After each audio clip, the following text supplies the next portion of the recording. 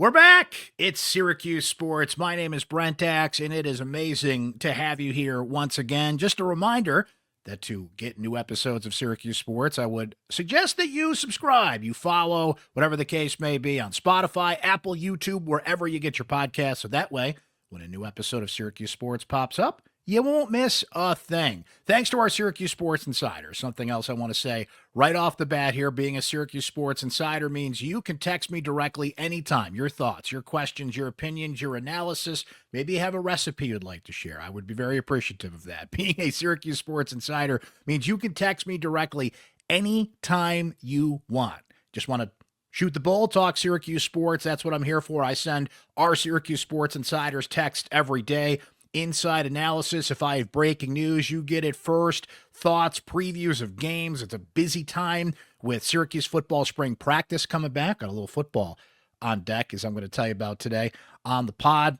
You've got basketball winding down. Lacrosse is hot and heavy, so there's a lot going on. It's a lot to keep up on. Maybe you're not on social media all the time, and you just want to keep up on what's going on. That's what the Syracuse Sports Insider text line is for. We'd love for you to sign up today. The information right there on your screen in the show notes as well, but I'll shout it out. It's joinsubtext.com/Syracuse Sports. Two things on our minds today. First, I'm going to give you 5 reasons why Adrian Autry could succeed as the Syracuse basketball head coach. He's at a bit of a crossroads here. 1 losing season, 1 winning season, year 3. Clearly the mandate has been drawn. He has got to make the NCAA tournament next year to save his job. That's my opinion. I know what John Wildhack, Syracuse athletic director, said in terms of playing meaningful games in the month of March. Look, you got to make the tournament, right? Bottom line, Kevin Keatts at NC State made the Final Four last year.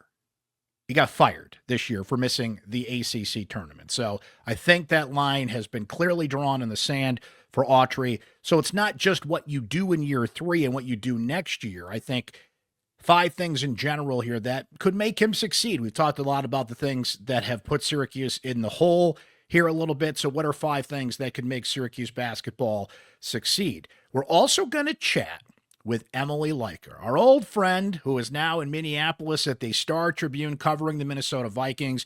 Emily was at the Combine. She hung around with Kyle McCord and some of the players at their media sessions, and Emily's got that unique perspective of having covered both college football and the NFL in the same year. What was she hearing at the Combine? What is she hearing about the prospects of McCord and LaQuinn Allen and Fidel Diggs and Jackson Meeks and all the Syracuse guys that are trying to get drafted?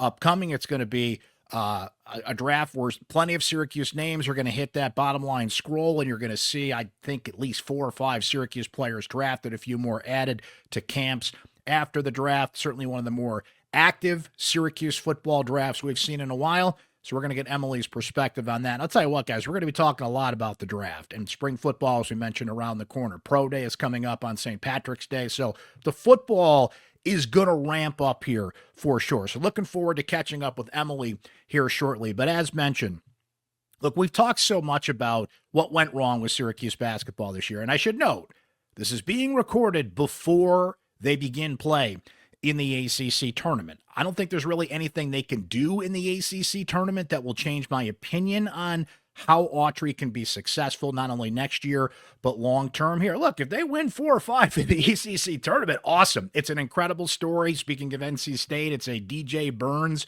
NC State-like run. If they do that, great.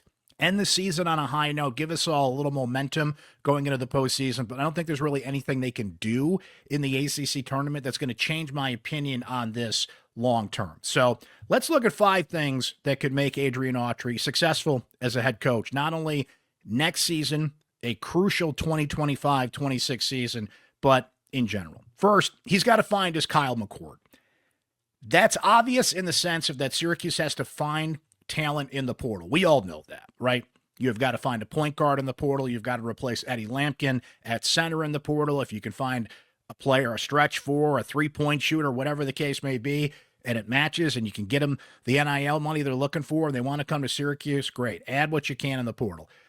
It's not just that, though. Syracuse has to find its Kyle McCord in a player that comes in and excites and connects with the fan base. Football is just so different when you have a star quarterback. And Syracuse last year had the nation's leading passer in Kyle McCord, the nation's leading passing offense led by Kyle McCord, star quarterback, 10-win season, the whole thing. Not that Eric Dungy didn't connect with the fan base when Syracuse won 10 games in 2018, but there was just something about having an NFL-level starting quarterback that brought the excitement and the buzz and the interest of Syracuse football just to that higher level. So Syracuse basketball used to get that all the time. We have seen a dry spell in terms of players that are capable of being drafted in the NBA. We have seen a dry spell in terms of captivating star basketball players in Syracuse in the past few years. So if that's in the portal, if that's in recruiting, maybe it's part of our reason number 2 we're going to get to here shortly. They have got to find their Kyle McCord. Reason number 2, Autry can be successful. Kiyan Anthony and Sadiq White are instant talents. Now, it's interesting in this day and age, Rick Pitino just saying this the other day, and look at the success he's having at St. John's. He's not even going to recruit freshmen anymore. More and more coaches are saying this. I'm just going to stick to the portal. And in basketball, when typically you only need to add 2, 3, 4 players, sometimes a little bit more, sometimes a little bit less, but somewhere in that sweet spot, right? Why would you add freshmen when you can get seasoned veterans? Now, you're taking a chance on that. Syracuse brought in a bunch of players that had played at the college basketball level, and Jaquan Carlos and Jair Davis, Eddie Lampkin, Lucas Taylor, and had mixed results from that this year. So just because they have experience doesn't mean they come right in and hit the ground running, particularly at the ACC level. But Syracuse did recruit freshmen, and it's interesting how much Autry is going to hitch his wagon to 2 top 50 talents. Look, Kiyan is going to come in and is going to have all the attention in the world. Being Carmelo Anthony's son, he's a nice player. Do I think he's going to come in and take over at the ACC level? No, I don't. He's free to prove me wrong on that. There will be a lot of interest and curiosity in what young Kiyan does here at Syracuse, but he is not a Cooper Flag type top-level guy who's going number 1 in the draft. I don't even know if he would get drafted next year. I think Sadiq White is probably a better player than him. They're different positions. It's not an apples-to-apples comparison. Either way, you have got to cut back the freshman transition as much as you can, and they have to be instant talents. Now, again, maybe they find somebody in the portal that takes some pressure off of that, but it's interesting how in the portal era, Syracuse's success next season, no matter what, is going to rely on 2 freshmen. Now, on that note, what I think this coaching staff and Alex Klein, the general manager of Syracuse basketball, needs to focus on multi-year guys. What we are now seeing in the portal are players that are going in that have 2, 3 years of eligibility left. Syracuse went the one-and-done route. Jair Davis, Lucas Taylor, Jaquan Carlos, Eddie Lampkin have to replace all those guys.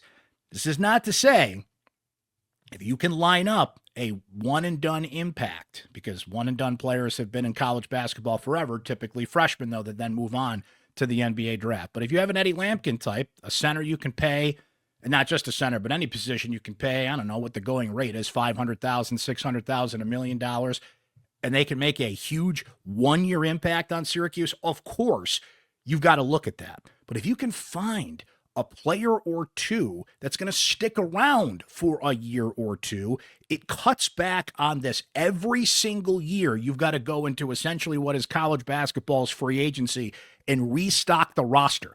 Find some multi-year guys that you can bring in and stick around for a year or 2, so that way the wheel is spinning, I don't know, maybe a little less than it would be next year. 4 is pretty simple. It's defense.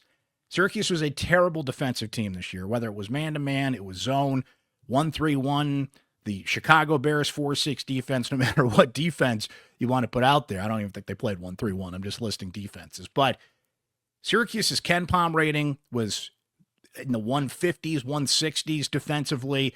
They broke down a lot in the second half. They gave up 41 points in the second half in their 18 ACC games this year. And again, I'm saying all this before the ACC tournament, so if they go out there and kill it on defense, great. They ended the season on a high note. Whatever the roster looks like next year and going forward, Syracuse has got to be markedly better on defense. And I know in the TikTok era, people are looking for highlights and offense, but you got to find players that are bought in and committed and can play defense. And by the way, Sadiq White fits that category. He's a good defender. He likes to play defense. You got to get guys to buy in because it came way too late for Syracuse, if at all.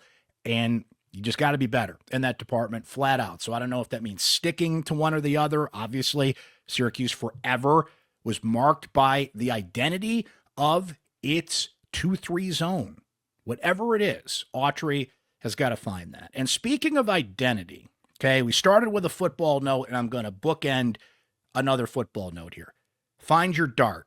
Okay, Autry has this hashtag orange standard that he talks about.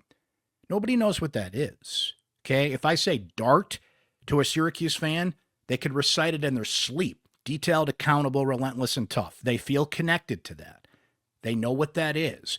And in every move that Fran Brown makes as Syracuse football coach, he says it and puts that into practice. Syracuse football players say it all the time and reference it all the time. You're going to hear Emily and I talk football in a minute here and what those players were saying at the combine and referring back to some of those dart philosophies. From the get-go, it gave Syracuse fans something to cling on to. Syracuse basketball has lost an identity. It has lost something that gives fans a connection to the program that it had for so long. Love or hate Jim Boeheim, the way that he coached was an identity. And college basketball has just lost too many of these coaches. Boeheim, Tony Bennett, go through the list. Jay Wright, Jim Larinaga, leaves in the middle of the season. Of course, Krzyzewski and Roy Williams, and I'm missing a few names here that have Leonard Hamilton in his last year. There's a new generation of coaches that are in that don't connect the way that they do. The Rick Pitino's of the world at St. John's, they're a dying breed, okay? The coaches are no longer the stars in college basketball. But you've got to give the fan base something to latch onto. We are in the TikTok era. We are in the social media era where hashtags and trends take off. Not only dart, to go back to football for a minute, winners get washed, right? People know what that is. They identify with it. Syracuse has done none of this in the last 2 years. So not only find what your dart is, not only define what your orange standard is, give people a reason to get excited. And maybe, again, Kiyan Anthony comes in and does that. Maybe Sadiq White does that. Maybe there's a player I'm not thinking of that comes in and connects. Not that other players haven't done it in some ways. Eddie Lampkin was out in the community a lot. Other players found ways to do that. But Syracuse basketball under Autry does not have a discernible identity. And starting next year, it's going to need one. Winning is ultimately the best identity, and will erase all of these things and make his life a lot easier. We all understand that, but it's more than that these days. It's more than just winning. You have to have something for people to believe in. You have to have stars to attach and give people reasons to go to games. Syracuse had its third fewest in terms of accumulated attendance, third lowest accumulated attendance, I should say, this season. Think about that in the 40-plus year history of the then Carrier Dome, now JMA Wireless Dome. So I think if you do those 5 things, you will be successful not only next year, but going forward. And all this talk about Adrian Autry being on the hot seat will dissipate. Let's talk some football. It was great to catch up with Emily Leiker, who was at the NFL Combine, spent a lot of time on the Syracuse guys who were not only at the Combine, but are going through the NFL process now. Who will get drafted, who will not, and 5 years from now, of all these names that are entering the NFL world, Kyle McCord, LaQuinn Allen, Jackson Meeks, Justin Barron, Marlo Wax, Elijah Clark, go through them all. Who's still in the National Football League 5 years from now? It's one of the things that Emily and I discussed. We will get to that shortly, but as you know, we love to highlight your original music here on Syracuse Sports. And in case you don't, well, we like to highlight your original music here on Syracuse Sports. All the information is in the show notes on how you can get in touch with me, and we can arrange to play your music on this pod. We would love to do it. Please get in touch. We're restocking some not only local musicians here in Syracuse, which is great. You can be from anywhere. I don't care where you're from. If you are a listener of this pod and you want your original music highlighted, you know somebody who cranks out some great original music, get in touch. I would love to highlight it here on the pod. Today, we're going to highlight a band we've had before. They've got a new song out. The band is Paper Rabbit. The new song is Heavyweight. So what we're going to do is we're going to play a clip of that now, and then we'll play the entire song at the end of the podcast and all the information on how you can follow Paper Rabbit, Sammy Award winners. If you're not familiar with the Sammys, it's the local Grammy Awards here in Central New York, our local music awards. Recent Sammy Award winners, Paper Rabbit with Heavyweight. And then we'll talk with Emily Leiker.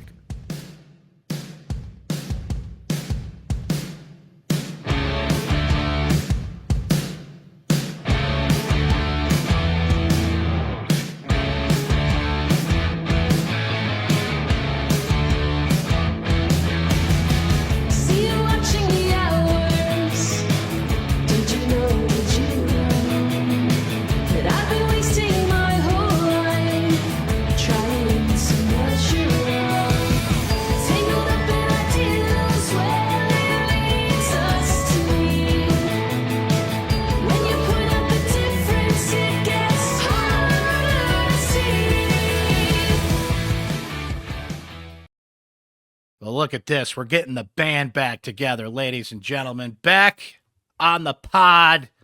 It's Emily Leiker, everybody. Woo! How we doing, Emily? What's happening? I'm doing well. I'm making it through my first Minnesota winter, which is different than the Syracuse winters I experienced. Though we were just talking before that this Syracuse winter, I think, has been a little worse than some of what I saw. But brutal. Making it through. It's sunny today, so that's about all I can ask for, is that the sun comes out and it's not gray and miserable all the time. So I'm doing well, Brent. You're doing well. You upgrade to the National Football League and cover the Vikings, but yeah, weather-wise, you're not doing better. Now, it's a lot like Syracuse. The summers in Minnesota are incredible, and that's what I've heard. Yeah, and you went through the same thing here. You did get off easy on the winter front. You did not really get a true Syracuse winter, though I do remember the day you came to interview here, we had a pretty significant snowstorm, and you're probably like, in late March. In March, exactly. And you're like, what the hell am I in for here? But you didn't really get what we got this year. But what is the difference between a Syracuse winter and a Minneapolis winter from what you've experienced? Yeah, at least based on what I got in Syracuse and what I've gotten here this winter, is Minnesota has a lot more of the days where it's like below 0 degrees. And you get into those negative temps, or at least the wind chill gets into those negative temps. The night of the national championship game, I had been out. Our sports editor here hosted a viewing party, and so me and a coworker left, and we had walked over when it was still early in the day and kind of nicer out. We left and we looked at our phones, and we got 2 steps outside, and it said it was -24 wind chill. And we were like, oh, we're calling an Uber.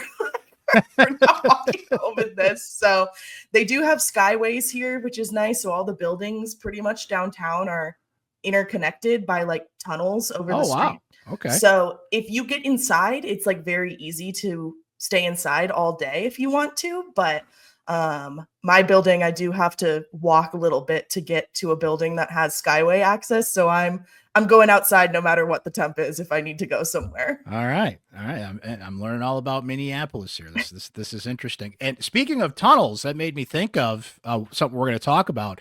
That's something that a lot of people like about Indianapolis, because you were at the NFL Combine and had that experience recently. So that's why we brought Emily on, amongst other things, to discuss the Syracuse football players that are trying to make their way into the National Football League. And a bunch of them just went through Combine season, the East-West Shrine Bowl, the Senior Bowl. Now we're getting into pro days and approaching the NFL draft. Soon it's going to be smokescreen season and all those crazy things you hear about these guys. And so, Emily, let me start with that. You were in Indianapolis, and I want to hear about your experience at the Combine generally, but I know you stopped by some of the media sessions for the Syracuse guys. What'd you hear from McCord and Allen and OG and the guys you got to sit back and hear from? And what are you hearing about those guys in general and their NFL prospects? Yeah, I did end up at least seeing all 5 guys that were there. I went to the podium sessions for Kyle, Aronde, and LeQuint, and then I ran into Cinco in the hallway while I was talking to Aronde's dad, catching up with him. He came over and said hi. And then Fadil was I had a connection in Chicago, and Fadil was on my flight from Indianapolis back to Chicago. So Oh, wow. I did end up checking everyone off. I just didn't make it to everyone's media sessions quite. But, the thing about the combine, right, is because there's so many national people there, because there's people from all different markets, it ends up being a lot of retread of things that people who cover those prospects or who cover the NFL teams that are there are quite familiar with. So as you can expect, like Arande, a lot of it was, okay, like, how has your blocking game improved over 3 seasons, which is something we wrote about repeatedly while I was in Syracuse. Like, that was one of my first stories that I wrote about him, was when he transitioned from wide receiver to tight end in that 2022 season, and how he had to learn to work on the inline. He said that that's still something that he considers a bit of a weakness in his game, and he's still trying to like improve his inline blocking and kind of get to a point where he can handle bigger guys in the NFL, right? But he mentioned going up against Fadil Diggs and then Isaiah Hastings in practice were huge for that this year. That was a lot of it with him. Then the retread with McCord, of course, was the Ohio State transfer, and everyone wanting to know what his relationship with Ryan Day is and how he felt about them winning the national championship and stuff like that. So there were a few times I chuckled during that one, just listening to answers that we heard once a week almost, it felt like, in Syracuse for a while from him. He did have like an interesting moment where he said that people try to make it seem like him and Ryan Day hate each other. That's not the case at all. That was interesting. I feel like that was like one of the more blunt comments we've heard from him on that. But especially with those two, who are obviously kind of bigger figures and more nationally known, there was a lot of retread over things that I think Syracuse folks are well familiar with. I believe you had left before the Miami game, right?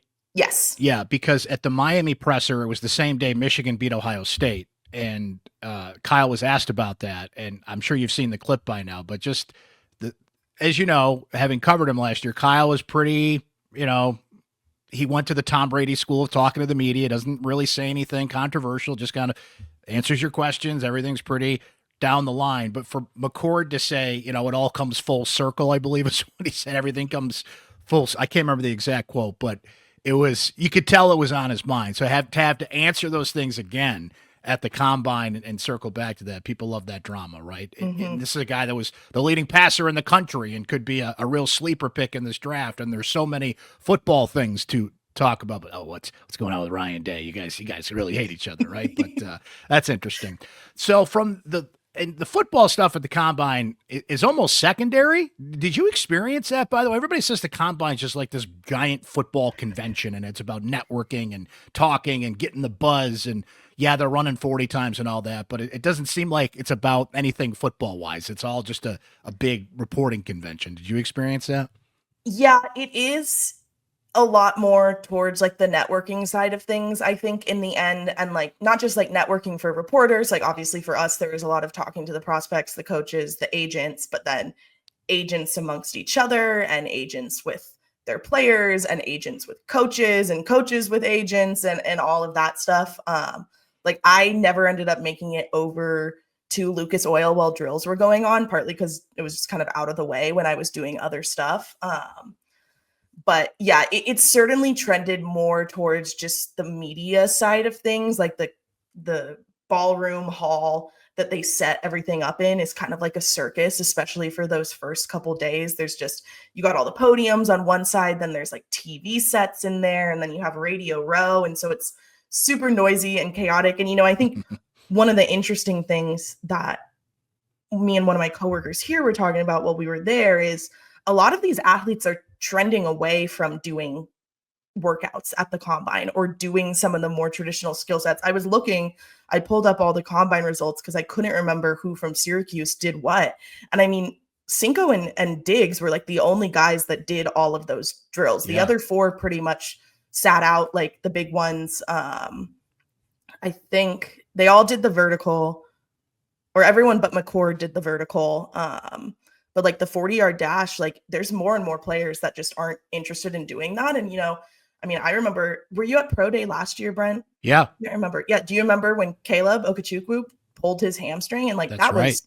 that was a tough watch to see that It happen. And was. like, I Yeah. think guys just don't want to take that risk. And it's like, outside of a couple positions, how often are you needing to run 40 yards at full speed in the NFL?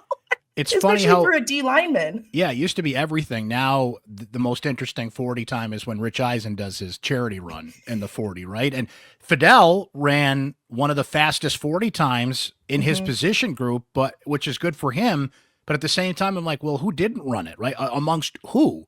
And that's fascinating how that used to be the thing. And now I can get why Kyle wouldn't run it because, look, the one thing that holds Kyle McCord back is his mobility. Now, we saw him, go airborne against Stanford, and he can't escape the pocket when he needs to. But in an era when everybody wants a Josh Allen, Lamar Jackson type quarterback, that's not McCord's strong suit, right? So from what he did and what I saw, I wonder if you heard and saw the same, Emily, in his group. He was one of the better throwers. Everything was accurate, was on point, had a great deep ball. Everybody walked away pretty impressed with that. But I don't know. I guess how much does this stuff really matter? I think we're kind of answering the question in real time here. It's a show and people want to see it, and maybe there's some stuff you take away from it. But did anybody walk away from the combine, you think, with more buzz, a higher stock, or really help themselves in Indianapolis amongst the Syracuse guys? That's a good question. I went back and looked through like Mel Kiper's rankings post combine, and like Dane Brugler does his mock draft post combine just to kind of see where things are at. And I don't know that anyone moved too drastically. I think like the main guys on Kiper's list are Arande, McCord, and LeQuint. I think LeQuint slid a couple spots, but he's still in the top 10. Arande's at the number 1 at that halfback position still. He had some pretty good drill times. I don't remember which one it was. Let's see if I can pull it up. But there was something that he had like the best time or one of the best times. Let's see. Yeah, there was a next gen stat put out there that he had one of the faster times for a tight end in the last 2 or 3 years. Yeah, fastest top speed in the gauntlet drill by a tight end in 2 years at the NFL Combine. He reached 19.23 miles per hour. So that's certainly interesting. With McCord, I think the quarterback market in general got like really mixed up at the Combine. It did. It's a very interesting year. And obviously that's been kind of top of mind for the Vikings as well, because we don't really know what they're going to do with Sam Darnold, whether they're going to bring him back. They obviously opted not to franchise tag him this week, but we're still kind of waiting to see how much of a desire there would be to return him when they feel very strongly about JJ McCarthy. But like the free agent market for quarterbacks is kind of odd and skews older, with like Russell Wilson, Aaron Rodgers, kind of being at the top of that list alongside Darnold, who's the youngest of those three. And then, a lot of what I've been at least like reading and seeing is that some of the perspectives changed on like Cam Ward and Shedeur Sanders at the Combine. I don't remember who it was from, but there was like at least like one, like, here's what we heard executives saying that maybe people were like put off by some of the confidence there, which is interesting to me. But I do think just in terms of like overall position markets changing and like maybe benefiting someone, Kyle would probably come out in the best position. I think Kiper has him at number 4 on his list now, which is good. I don't know. Yeah, that's like, second where round he pick would land. at this point. Yeah, like that's a second round pick. I don't Kiper know like, loves where LeQuint he would Allen land, too. but he does. Yeah. I mean, he's like the only one that has LeQuint like ranked. Like you can't even get to like a 300 man big board and see LeQuint ranked, which is kind of crazy to me. I do have a prediction. I don't even know what their picks are, but I do have a prediction for LeQuint. I think he's going to the Denver Broncos.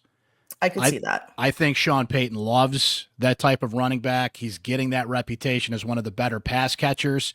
Cam Scatterbo was in that list as well, but you look at the numbers that LeQuint had balancing out passing and rushing. That just feels like a Sean Payton 4th round pick. I don't have their board right in front of me, but LeQuint's going to be there. It's a deep running back draft, so he's going to slip a little bit, but that's going to be a huge value pick. So On that note, of these guys, we're getting lost in drills and 40 times and this and that. We saw football. Okay. You have the unique perspective of having covered both Syracuse and an NFL team. Like, we all watch NFL football, but you were immersed in both of these things. So the names we're talking about here, Emily, just instinct, what you've seen, what you know to this point. Of these guys, who's going to hang in the league? I think a lot of the names we're mentioning will either get drafted or will get a chance. We didn't even mention Justin Barron and Marlo Axe, who did not go to the combine, right? Of these guys, like, who do you think 5 years from now we're talking about? They're in the league, they're hanging in the league, they're productive in the league. Ooh, 5 years from now. That's a good one. I want to say probably LeQuint, just because of his physicality as a running back, which I think is becoming more and more important to teams. That's the reason I threw him in ahead of the combine. I had done like here's a list of prospects that like Vikings might want to watch or Vikings fans might be interested in. And I included him on the running back list, part as a shout out, right? Like, it's nice to like throw some love back to Syracuse sometimes. But it makes sense. But it does make sense. The Vikings struggled at the goal line last year. They did not have someone who could just push that last yard in. Some of the fewest rushing touchdowns in the league overall. And they're probably going to re-sign Aaron Jones, but they definitely need someone behind Aaron Jones to kind of take those reins in the next couple of years as he phases out. He's 30 years old. Like, as much as he says he wants to play another 7 seasons, that's just not realistic for him. So I could see Allen, because of his physicality, because of the fact, as you mentioned, that he also has that pass catching ability. Though it was interesting, he said that that wasn't something that had really come up in interviews with teams yet. Like, they hadn't been asking him about that. Wow. His kind of reasoning for it was like, it's on the film. Like, I can catch from the film. So like, why are we wasting time talking about it? Yeah. So LeQuint for sure. I think Aronde, I'll be curious, like, whoever drafts him, like, how they use him. And I think it could very much depend on how they use him, whether like how long he kind of sticks. But also, like, if just getting in an NFL program and like working with a higher level tight end coach, O-line coach, whatever, can kind of bring that blocking up to speed in a way that like it's kind of taken a while at the college level for him to get to. If they use him on the outside though, I mean, I remember, what was it, the Boston College game where he had that like OBJ like catch where he was totally back like this, and it was insane. And I was like, well, that was a catch I wish I had been around to see in person. So I mean, like, if he gets bumped back outside and is used more as a receiver, his height, his catch radius, the fact that he has a little bit more of that physicality from playing on the inside, and then the NFL pedigree doesn't hurt either. And that's of course something that got brought up with him at the combine too, was you grew up with an NFL father in an NFL community playing against kids like Pat Surtain in high school, which is also something we wrote about in Syracuse when I was there. All ringing a bell. So those two are probably at the top of my list. Again, like, I could see like any of those three other guys like getting drafted and having a shot. I just like the 5 years from now question, like it feels like so much changes. Like, I've been looking back through the past few draft classes for a story I'm working on, and I was like shocked at how many names I was like, I don't think this person's even in the league anymore. And I'm only looking at first round picks. Like, and some of those guys shouldn't even be done with their rookie contracts yet. But I'm like, I don't think that person's around anymore. So there's definitely a lot of turnover. Those two would probably be at my top, but I think at the same time, like, anyone can surprise you nowadays too. Yeah, for sure. The one guy I'm intrigued by, like, I don't think Barron and Wax are in the league 5 years from now, because it's just, there's so much competition at those positions, and you just have to be elite to stick in the league at those positions. I'm intrigued by Jackson Meeks. I think he can really surprise some people. I don't know how much this matters to NFL teams, but when I think of Jackson Meeks, I just have this image of him leaping over everybody and making those big catches. And he's a goal line threat, which you brought up with Allen, and we were in Vegas when he is running dudes over to get in the end zone. But I think Meeks is somebody who's going to pop at training camp, and he's going to make a lot of teams really think about him. And he could bounce around a couple teams till he finds his way. And look, Emily, if Tommy DeVito is re-signing with the Giants today, Kyle McCord's going to be in the league 5 years from now. Yes. Right? Yeah, that's true. I don't know if he's starting, but a comp that I've heard a lot of with Kyle McCord, I mean, there's a couple different names that come up here, but the one that people keep circling back to, and now it's out of my head. It was just there. Saints. Oh my goodness. I can picture him in my head right now, but that's the name. Current Saints or old Saints? Current Saints. Oh my God. What's his name? Is it Derek? Isn't Derek Carr with the Saints right now? Okay. Derek Carr. That's I don't know why it flew out of my head, but if you have that skill set in a league where it's the most important position in the league, yet you look at some of these guys that have hung in there for 4 or 5 years, McCord's going to be around in 4 or 5 years somewhere. That's totally true. Like you could be like, certainly I think all of these guys could still be rostered within 3 to 5 years. It's just a matter of who's actually playing versus maybe who's just a practice squad guy, who's getting traded around, that sort of thing. You mentioned Barron, and I'll say, like, similar to Arande, I'm curious where Barron gets played or gets tested. Yeah, that's big. If he lands in a training camp after how much linebacker he was playing this year. And that also seems to be something that's like growing in popularity among NFL defenses, is having like those safeties who can play a lot more hybrid linebacker and get up in the box and kind of rush a little bit more. Josh Metellus for the Vikings did a lot of that this year, partly because they had some injured linebackers, but Barron will be interesting for me to see as well, just where he lands positionally. A couple more things for you, Emily.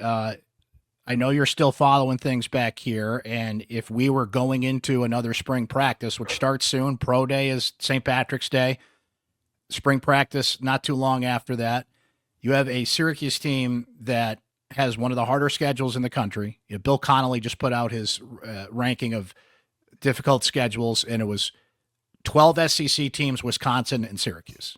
In terms of the toughest schedules. The tough year 2 for Fran Brown. Yeah, it's we're piling on here. Schedule, quarterback competition, all the names we just mentioned that they have to replace, let alone at the most important position. And there is an open competition in camp here. I know it's only spring ball and we have a lot to see, but here on, as we talk in mid-March, calculate what you think Syracuse football will be in 2025, all things considered. Oh boy. Well, okay. So there's the LSU transfer in the quarterback Ricky Collins. competition. Yep. And then is it the younger guys that are in there as well? Yes, we got Ricky, else? You got Jakari Williams, MJ Jr. is back. Oh, that's right. I don't think Luke Carney can walk in there and start as a freshman. Yeah. But I mean, that guy had over 10,000 yards in Texas high school football, won 4 state titles, and is a dual threat guy. I think he's going to certainly raise some eyebrows, but I don't see a freshman winning that competition with that schedule this year. So it's kind of where we're at there. And you don't go grab a quarterback from LSU as inexperienced as he is and not start him. Like, he would have to fall on his face in spring not to be the guy.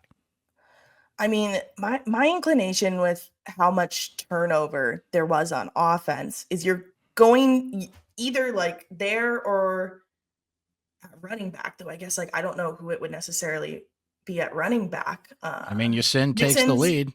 Yasin takes the lead. Is Nixon back? And Nixon will be back. I don't know if he's going to be in spring ball, but he'll be back for the season. Yeah.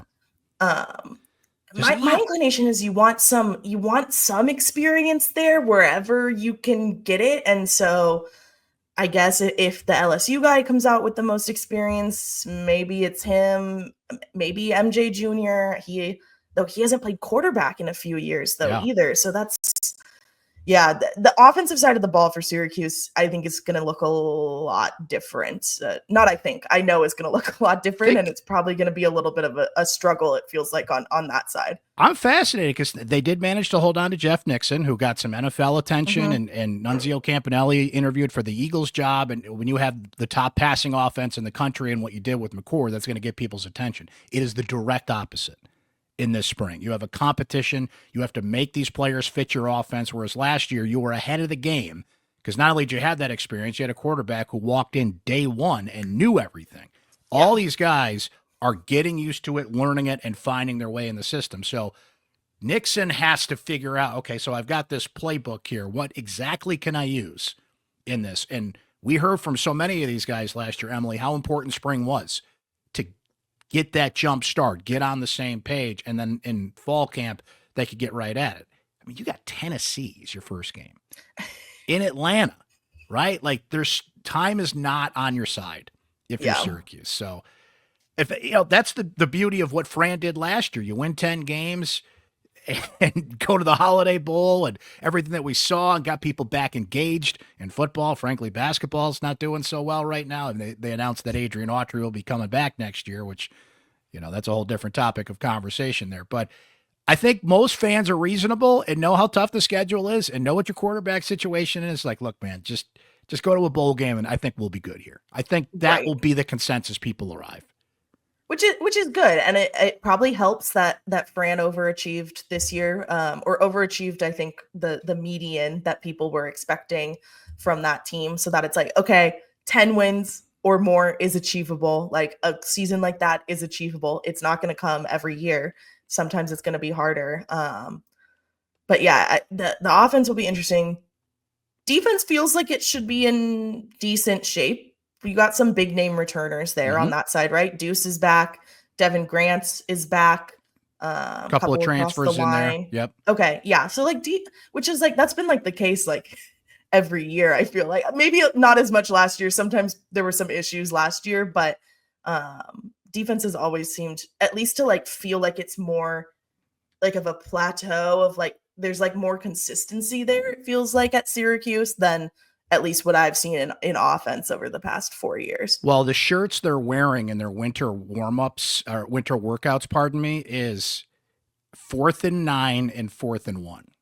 Oh. So Stanford and Boston College, right? Like, Fran is sending the message that had they converted, or in the case of Stanford, prevented, then they'd be in the playoff.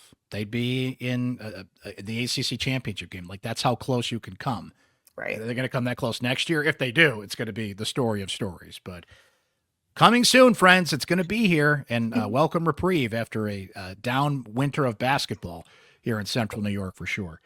Emily, Javon Edmonds has stepped in. He's our new football beat reporter. And I want to ask you, as somebody who has gone through it and done the job, what sage advice you have for young Javon as he steps in to the Syracuse football beat? Well, one, he's got to find a bit. He's got to find some sort of bit that he does as the Syracuse beat reporter. He can't steal my press box bathroom selfies, but maybe he can find something else. It just really endears you to the fans, I think, to have a bit. Just be a little silly.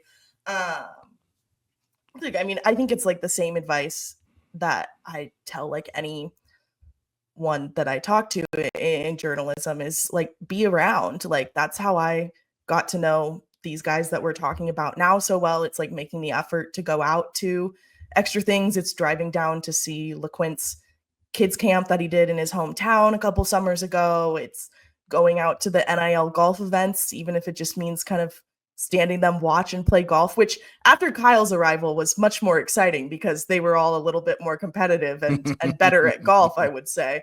But it's showing up. It's going to, one of the first things I did, I remember, was Marlo Wax had an ice cream fundraiser at one of the ice cream shops downtown. And it's going to that just so that players can see that you're around and that you care about what they're doing outside of football and that they are humans outside of football. Because I think increasingly, like, as college football gets more muddied, there's more going on. There's all NIL stuff, there's transfer portal, there's legislation, all of these different things. Like, it's important for them to remember that the people covering them, but also fans and stuff like that too, like, see them as human and not just, oh, you're the athlete that's winning or losing this game that I care so much about. Like, So I think that would be my big thing, is always show up, whether it's the games, the practices, whatever, but the outside stuff as well.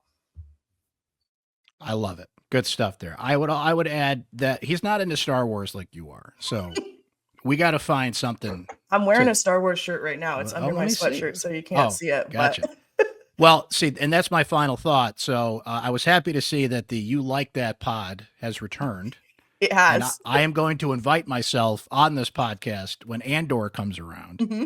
I mean, trust me, I got thoughts You're on invited, Severance. Brent. I'm in. Boom. Let's go. I'm excited. I got thoughts on Severance.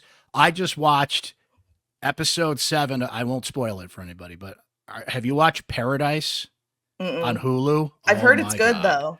Oh, so I should watch it? Oh, yes. Okay. This show, they're all good. Don't get me wrong. But episode 7 in particular, like I had to go lay down for a while after I watched that one. It's one of the best episodes of television I've ever seen. Wow. Like, and that's how good. You're watching Severance. It's better than Severance? It's not better than Severance, but this particular episode was incredible.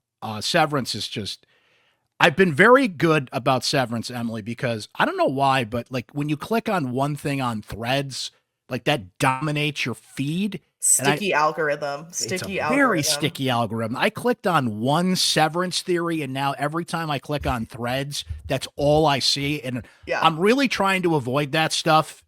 Now, it's one thing like you do it on your pod, like to discuss it and go through. And I listen to some of these pods because I do want to know what's going on, because that show can be a little complicated. Mm-hmm. But man, I don't like, and it made me think of it because we've talked about it with Star Wars. I think what ruined a couple of shows for me for Star Wars, and I want to go back and watch them, is you just get so ingrained in how does this fit in canon and what's going on and what does this mean? And it's like, just enjoy the show, right? The discourse is not always good. It's not always good. I think that happened with The Acolyte. So I will come on and discuss Andor, but not in a way of trying to. And the beauty about Andor is we know what happens, right? We know what this is building towards. We know what we're building towards. Yes. Exactly. So, guys, go subscribe to that pod. Emily kind of steps off the sports page, does a little pop culture and some other fun stuff there. So subscribe to that. But we were glad you were back on this pod. You know you are welcome anytime to pop in, talk some football with us. Love to see what you're doing in Minneapolis. We miss you, certainly, but very proud of what you're doing out there. And it was great to see and great to catch up today. Thanks for having me, Brent. Thanks again to Emily Leiker for joining us here on Syracuse Sports, who was on this pod quite a lot during football season, of course, the past couple of years. It was great to catch up with Emily, and we're certainly looking forward to seeing how much more she kicks ass covering the Minnesota Vikings for the Minneapolis Star-Tribune. Thanks to you for listening. Again, please subscribe, follow Spotify, Apple, YouTube, wherever you get your podcasts. When a new episode of Syracuse Sports pops up, we will be here for you. Spring practice just around the corner. I'll let you know soon what we're going to be doing in terms of pods and following spring football practice. Got some other things we're lining up for you here on Syracuse Sports. And the best way to stay in touch on all of that is to become a Syracuse Sports Insider. Join subtext.com/Syracuse Sports. It's right there on your screen. If you're watching on YouTube, please join today. We would love for you to be a part of this growing community of some of the more passionate, diehard Syracuse sports fans out there who can text me directly anytime you get texts from me. You just want to shoot the breeze, talk SU sports. We get tips off the text line. We got all kinds of things going on the text line. It's just $3.99 a month to sign up. Less than $1 a week. You can try it free for 2 weeks. Check it out for a couple weeks. See what it's all about.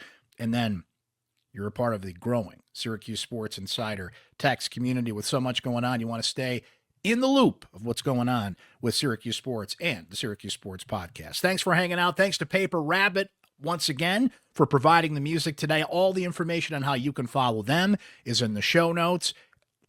Let's let Paper Rabbit, Sammy Award-winning artist, take us out here with their latest song. It's called Heavyweight.